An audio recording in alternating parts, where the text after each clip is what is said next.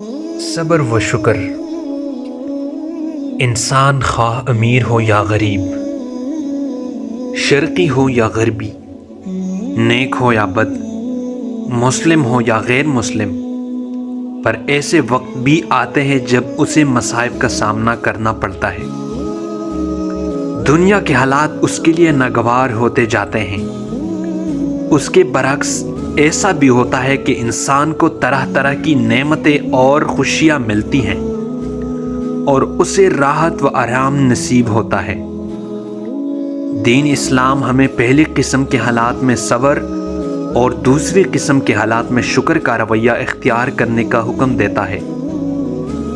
صبر دراصل انسان کی قوت برداشت کا نتیجہ ہوتا ہے. جو شخص جتنا متحمل اور بردبار ہوگا اتنا ہی زیادہ صابر ہوگا. شکر انسان کی خود سپردگی کا نام ہے. جب اللہ تعالیٰ کی جانب سے اسے خوشگوار حالات پیش آتے ہیں تو ناشکری انسان سے اپنی کاوشوں اور صلاحیتوں کا نتیجہ سمجھتے ہیں اور اپنی کامیابیوں پر ایسا جشن مناتے ہیں جس میں دل کھول کر وہ اپنے رب کی نافرمانی کرتے ہیں. اس کے بالکل برعکس ایک بندہ مومن یہ سمجھتا ہے کہ یہ صرف اور صرف اس کے رب کی عطا ہے اور وہ اس حالت میں اس کی کوئی نافرمانی نہیں کرتے اور خود کو اس کے حضور جھکا دیتے ہیں.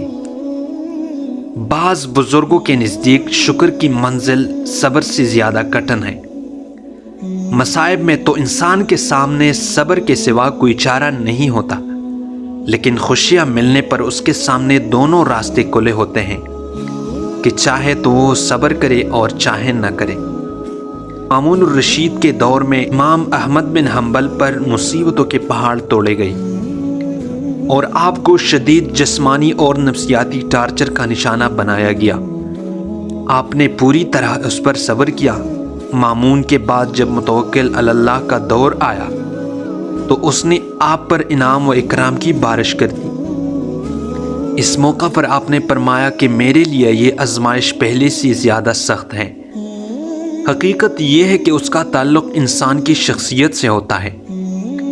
بعض لوگوں کے لیے صبر کی آزمائش آسان ہوتی ہے اور بعض کے لیے شکر کی.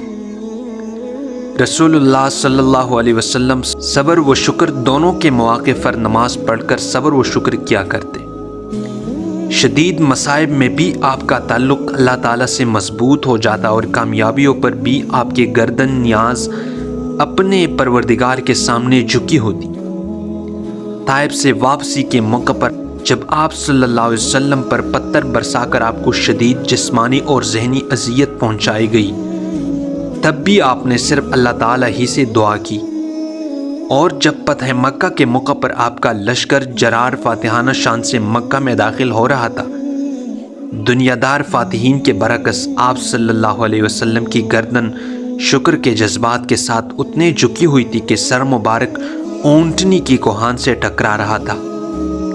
شکر کا بہترین طریقہ یہ ہے کہ اللہ تعالیٰ نے جو نعمت آپ کو عطا کی ہے اس کی خوشیوں میں اپنے ساتھ اپنے ان بھائیوں کو بھی شریک کیجیے جو اس سے محروم ہیں. مثلاً اچھی جاب ملنے کی خوشی میں صدقہ کیجیے. اگر اپنی شادی پر خرچ کر رہے ہیں تو اس رقم کا کچھ حصہ اپنے کسی اس غریب بہن کو بھی دیجیے جو محض مال کی کمی کی وجہ سے اپنے گھر بار سے محروم ہے. شکریہ. ویڈیو دیکھنے کا بہت بہت شکریہ.